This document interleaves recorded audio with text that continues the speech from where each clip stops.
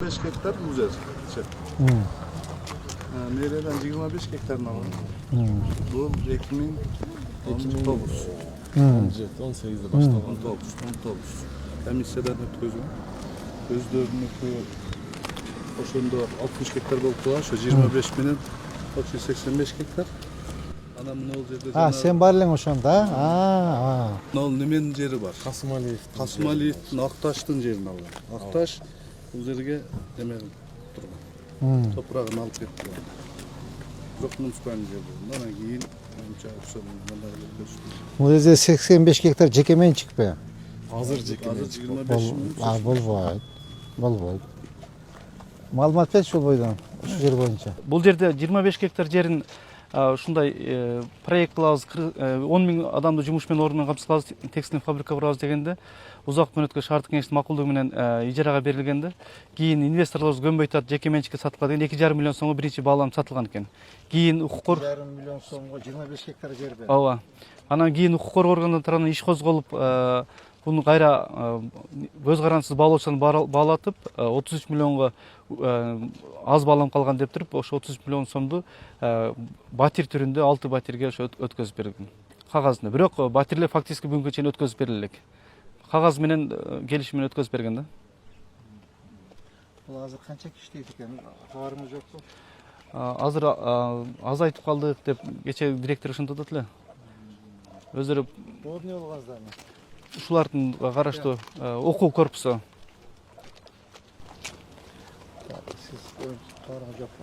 Бұл бойынша хабар бар, жана 33 миллион тиги азайтып сатуу деген боюнча прокуратура тергеп, анан ал ушерпти тиги УМСке тиги возмещение кылат деп берилген да. Анан УМС ошонун баланска алдыбы алган эмеспи?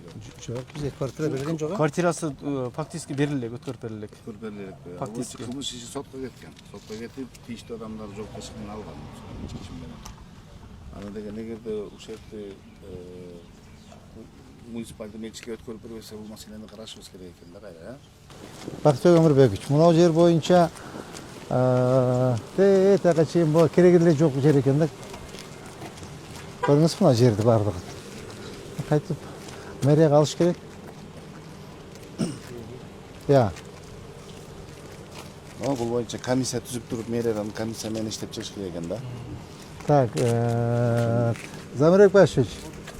Так, бул жерде 25 гектар жер мэриядан жер алып атат, туурабы? Я, саламат, кандай жакшысыз, жакшысыз. Ошондо сиздер могу жакта канча гектар иштетилбей турат? Өзү бул жер кластер болуш керек да. Жок, түшүндүм. Канча гектар жер иштетилбей турат? Где-то аны эсептеш керек азыр. Туура эмес сүйлөп алып азырдагы картаны караш керек. Бул жер кереги жок, баргач көрдүңүзбү? Бул жагы жетиштүү. Эртең Кудай кааласа моякта свет алып чыксак, сууну алып чыксак, канализацияны алып чыксак, элге бөлүп бериш керек да. Элге бөлүп берип, эл келип жашаш керек да. Каяка барат элчи? 25 гектар жерди ээлеп алып, мына көрө же завод жок, же фабрика жок, мына жөн эле ээлеп жатышат буларчы. Этака чейин. Могу кедир 5 гектар деле турат могу завод. Жанагы 5 квартираны бербепсиңер го, кече тактадык эмеден 6 квартираны. Аны прокуратурага бердик деди. Жак бербепсиңер. Мына УМСчидеги кана УМС бергенби квартира? Кагаз түрүндө эле берген, фактически өткөрүп берилет. Строительство Кагазга Ал объект сдача эксплуатация болгондон кийин берилет да, бирок силерге байланган да. Алар по назначению силердики да.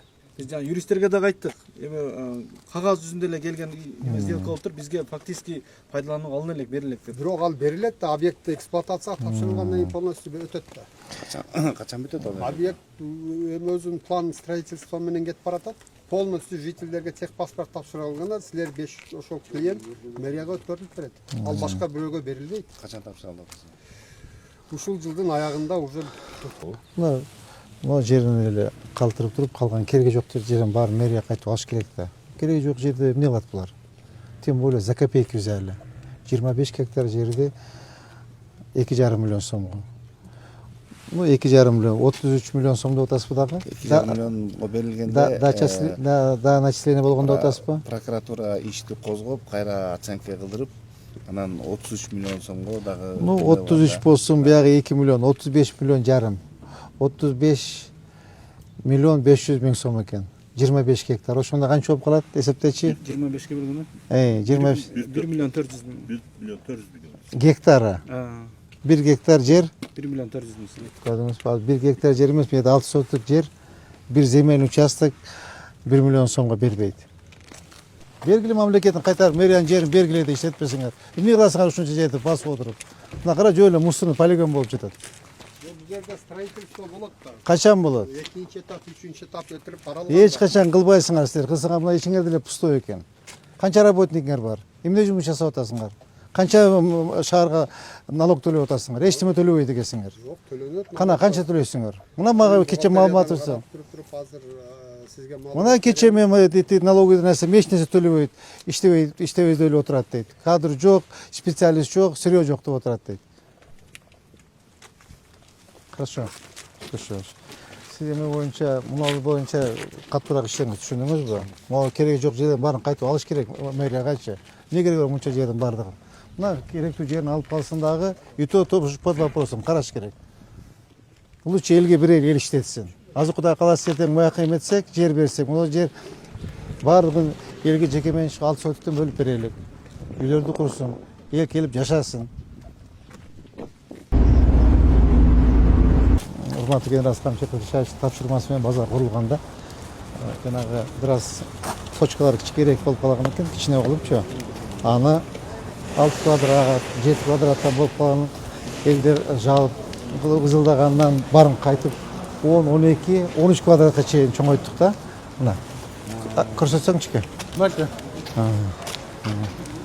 Мынау жер азыр 1 орундук, мынау 2 орундук, 3 орундук эле да. Мынау көрдүңүзбү линиядан.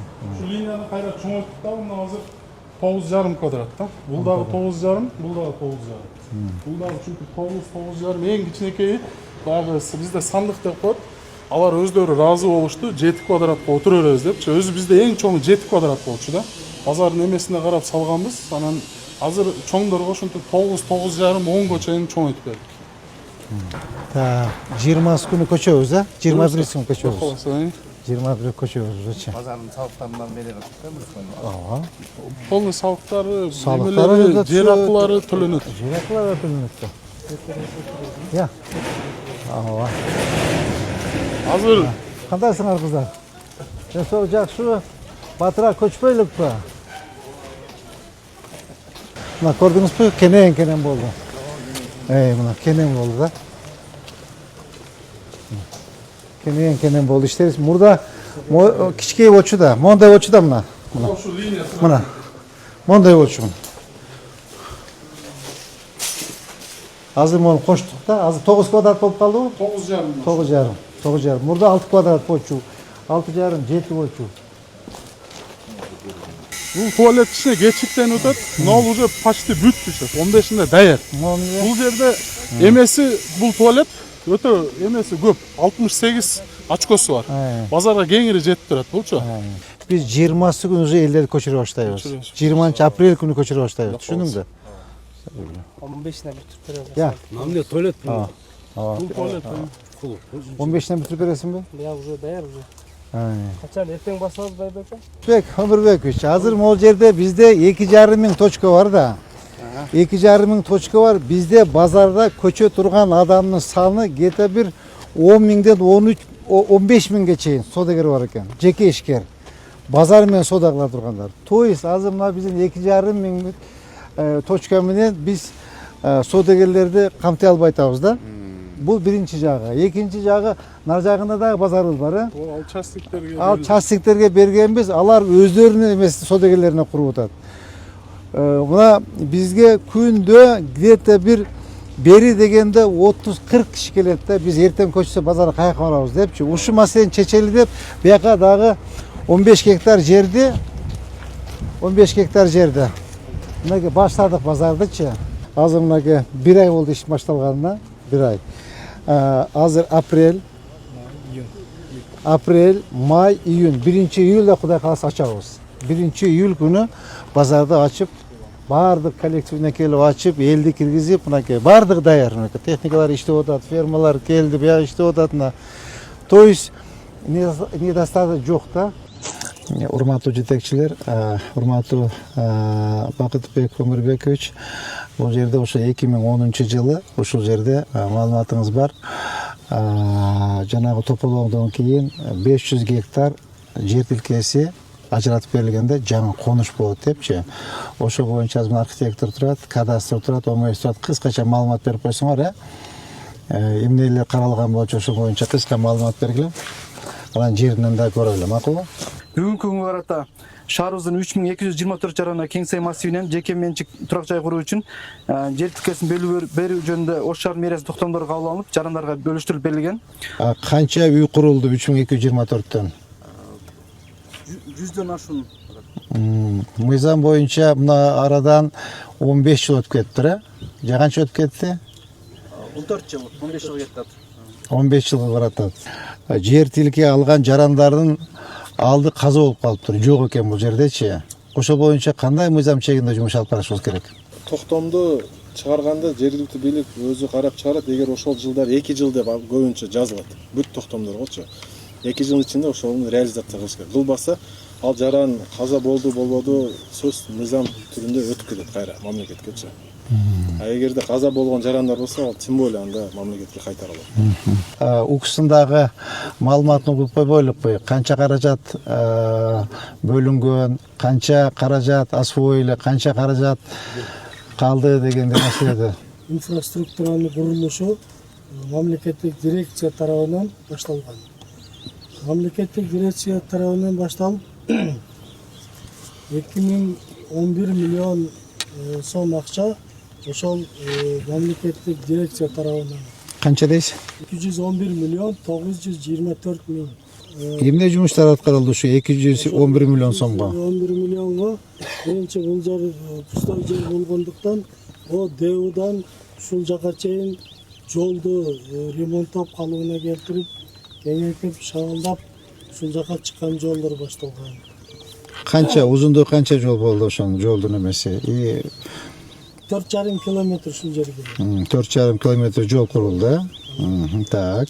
Тогу асфальт төшөлгөн жок, эме болду, бул таш жол. Таш жол, шагыл жол. Так, дальше. Андан кийин мына бул жака суу чыгаруучу насостун завод бар дейли. Подстанция. Ал жерде 1700 киловаттан долбоор боюнча 4 агрегат туруш керек эле. Бирок 2 агрегатты коюп, 2 агрегатты ошол имараттын экөөнү агрегаттап иштетип, мына 1200 турба менен суу чыгарып, мына бул жерде бассейн суточный регулирование жасалат. Көлөмү 80 000 кубтук бассейн, ушуга сууну толтуруп, андан кийин ушул жерден араванын башына чейин 10.750 метр бетон канал акырына чейин алып барылган. Мына ушул жерге ылдыйдан 1800 метр мына линия. Ондук линия келип, ал трансформатор менен миңдик трансформаторлор. Бул ошо 211 миллион ичинде болду, Ооба, ичинде. Бул башка деп атпадыңызбы эле? Бул эмне бул миңдикке башка акча каражат бөлүнгөн деп көчүп айтыңыз эле. Ошол өз дирекция тарабынан курулган ушул линия. Түшүндүм. Так, айта бериңиз. 211-дин ичинде. Ошо тастап. Ондук линия, туурабы? Бул жерге ошол светти берип, жерге кылып, ушул жерге полный иштетилген да бул ошондо. 860 миллион акча бөлүнсө, 57 миллиону генпланга кетсе, 211 миллиону жол, бассейн, арык, ондук линия, финский дом дедиңиз, туурабы? Калган акчалар каякта? Допустим, 860 плюс 57, 200. Ош областтык капиталдык курулуш башкармалыгына. Калган Ош областтык капиталдык курулуш башкармалыгына. 860 миллиондон 60 дейин, 800 миллион калды. 8 миллион, 200 миллион деңиз грубо. 800 миллион, 600 миллион. Акча жок да. Бул жаңы конуштун баштаганыбызга мынакей быйыл 15 жыл болуптур. Жумуш эч кандай аткарылган жок. Татнагай кылып жасап койсок болот эле да. Эч бирөөнүн бир башы оорубайт экен. Бул эми мамлекеттин акчасы кетти да буга. Мамлекеттин акчасы кетти. Ушу шаардын 1600 канча дедиңиз? 24 гектар. 1624 гектарды жерди өздөштүрүп кичине бир чакан шаар болсун деп мамлекеттин акча каражат бөлсө, жер бөлсө, ушуну бир целенаправленно пайдаланбаптырбыз да. Ушул бойдо мынакей дирекция убагында дирекция жок болуп кетти. Дирекцияга бөлүнгөн каражаттар баардыгы жок болду. Эмне болуп жок болду? Эч кимге белгисиз. Силерге УКСка бөлүнгөн тапшырмалар толук аткарылган эмес. Эми азыр силер гос дирекцияны күнөөлөйсүңөр. Алар силерди күнөөлөйт, мына биз убагында өткөрүп бердик элек, мынакей облукс жасаш керек эле депчи. Подстанцияңыз бул эми куралбайсыз, туурабы? Бул азыр мына жерине да барып көрөбүз. Бул жерде где-то бир 30% гана жумуш аткарылыптыр. Линияны санап алганда да, линия турат, линия добротный болуптур. Линияда сөз жок, сонун болуптур. Но келген трансформаторлор кандай болот эми? Алан шаардын мэри катары ушул жерде келип көрүп, акыбал бул жерде абдан начар. Бул жерди көзөмөлгө алып, кайтып акча каражатын бөлдүрүп, ошол дирекция сыяктуу кылып же бир башка ишкана түзүп, жеке көзөмөлгө алып, бул жаңы конуштун тагдырын чечиш керек да. Мынакей урматтуу прокурорубуз менен, урматтуу ички иштер башкармалары менен, төрага менен бирдикте, ГКМ менен бирдикте ушул маселени чечиш керекпиз. Ошону сиздер да урматтуу жетекчилер, урматтуу Бакыт Өмүрбекович, урматтуу Темиржол Чеевич, ушуларды кандай кылсак болот, бир сунуш берсеңиздер. Биздеги маалымат боюнча да кичине кыскача айта кете турган болсом, жана подстанция боюнча да УКСтан тиги Алмазовичти айтып кетпеди, Рустам Алмазович, ал боюнча кылмыш иши козголуп, бүгүнкү күндө азыр областтык сотто каралып атат. Бул 2 жолу Верховныйга чейин айланып келди. Ар кандай себептер менен анан жана подстанциялардын баары чындыгында завышенный суммага деп иш козголуп, алар азыр кылмыш иш боюнча буюм далил катары табылып алып турат ошол боюнча. Андан тышкары могу текстильщик деп могу жерде дагы фабрика салынган турбайбы? Ал боюнча дагы мэрия тарабынан ошо жер бергенде жердин баасын төмөндөтүлгөн баа деп бааланган деп туруп кылмыш иши козголуп, ал жерден да 33 миллион сом ушерп аныкталып, 33 миллион сом Ош шаарынын мэриясына өндүрүлүп, прокуратура тарабынан кылмыш иши боюнча сотко кетип, ал боюнча да жыйынтыктар кабыл алынган. Анан эми азыр бул жерде жанагы бассейн боюнча жол 211 миллион деп атат. Тиги обул курулуш башкармалык тарабынан дагы 146 миллион сом бөлүнгөн деп атат. Ички жолдорго да 100 миллион дейт, 60 миллион деп. Бул жерде акча кеткен, акча каражаттан чоң суммалар айтылып атат. Убагында бул боюнча да текшерүү жүргүзүлүп, баа берилген же жоктугу боюнча биз азыр тактайбыз. Бул боюнча текшерүү иштерин жүргүзөбүз. Жеңишбек Шермаматович бул оценка беришибиз керек. Бул жерде деген чоң суммалар айтып атат. Азыр мына отчетто дагы айтылып атканда бардык сумманы жазып отурдум. Где-то 138 миллион сомдун тиги эмеси жыйынтыгы айтылган жок. Анан ар бири боюнча кеткен чыгымдар боюнча бирсире карап тактап чыгалы. Ошол убактагы боюнча ушул жерге однотипный кылып туруп 100 квадрат метрден ипотечный үйлерди салсак, ушул жерде ушул эл ээсинин өзүнө элечи, карый ээсинин өзүнө эле сатып беребиз. Жок, однотипный болуп, королор ачык болуп, жолдор ачык боло турган болсо, эл ушул жерге келип, ошол эле жителдер кайра өздөрү сатып ала турган бир механизм иштеп чыгышыбыз керек экен да бул жергечи. Ушул маселе боюнча да Жеңишбек бир карап эмне көрсөңүз. Бүгүн 2025 жылдын 7 апрелинде көчмө жыйынга тапшырмалар Кеңсай массивинде канча жер тилкеси берилген, канча үй курулду, инвентаризация жүргүзүлсүн, аткаруу мөөнөтү апрелдин этегине чейин. Экинчи, Кеңсай массивинде үй курууга жер бөлүп берүү боюнча токтомдорду жокко чыгаруу маселесин карап чыгып сунуш берилсин. 3000 земельный участок ошол бойдон турат. Же үй курулбайт. Бул токтом чыккан жер участок алган жаран барбы, жокпу, ал бир гана Кудайым билет. Ошону азыр мына инвентаризация жүргүзсөңөр чыгат. И бул өзү токтомдо жазылганбы? Течен духлет деп жазылган беле? Ушу токтомдорду көтөрөлү. Токтомдорду көтөрүңүз дагы ошолордун баарын сунуш берилсин жокко чыгаруу боюнча. И азыр мына Кудай кааласа отуруңуз. Азыр Кудай кааласа урматтуу коллегалар абдан туура айтты.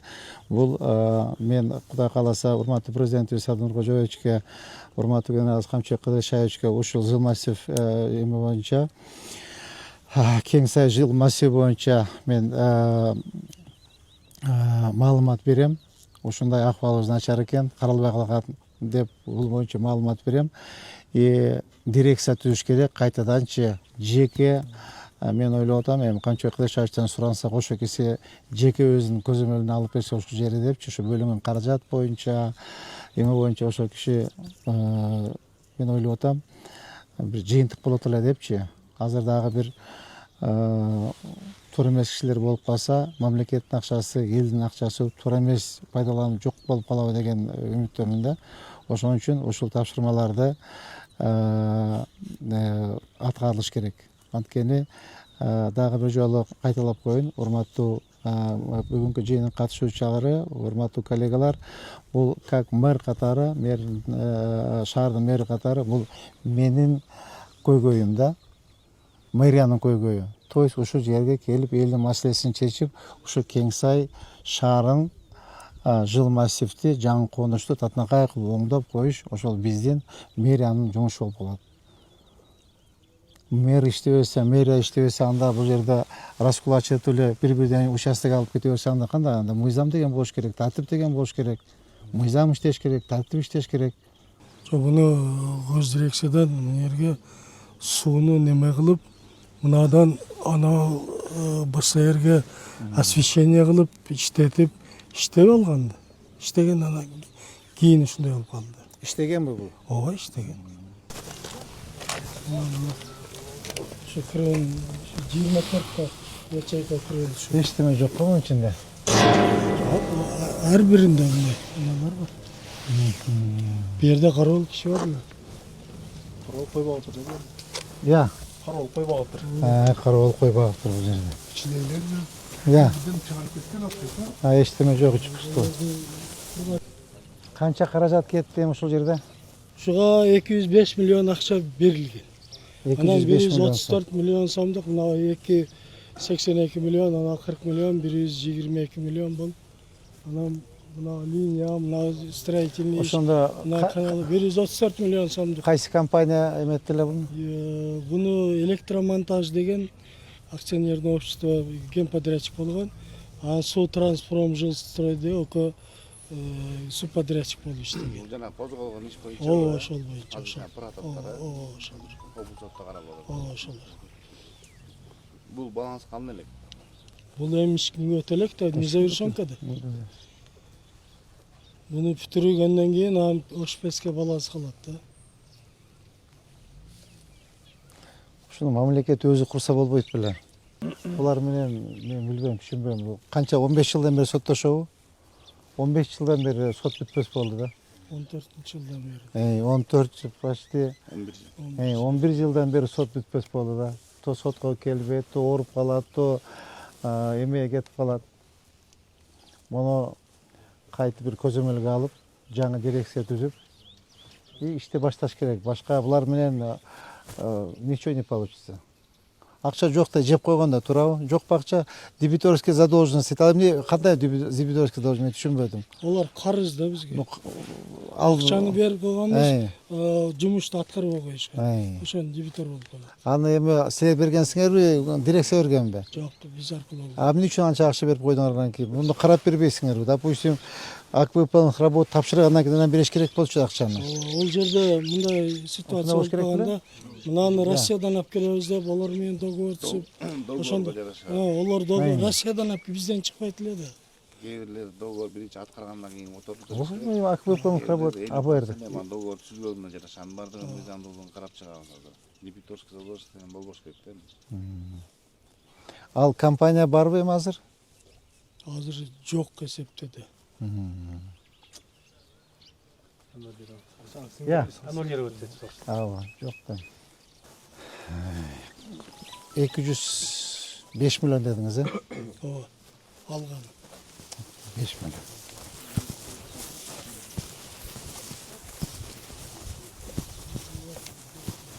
Просто жалко да карасаң, муяктарда жалко көрүңүзбү. Жумолорун бир эметпесе бир мындай жакшыраак жерге алып, мыналарын карасаңыз, бир курук жерге алып, койсо болот болчу. Тетиятан карасаңыз, тетията бардак, мынакей, моунун ичинде тоже бардак. Мону Астаулов үчүн көрсөңүз, Бакытбек Өмүрбекович, оң кырсаңыз. Моя вообще бардак, карасаңыз, никому никакого дела, да. Көрдүңүзбү? Ошол бойдон көрсөңүз.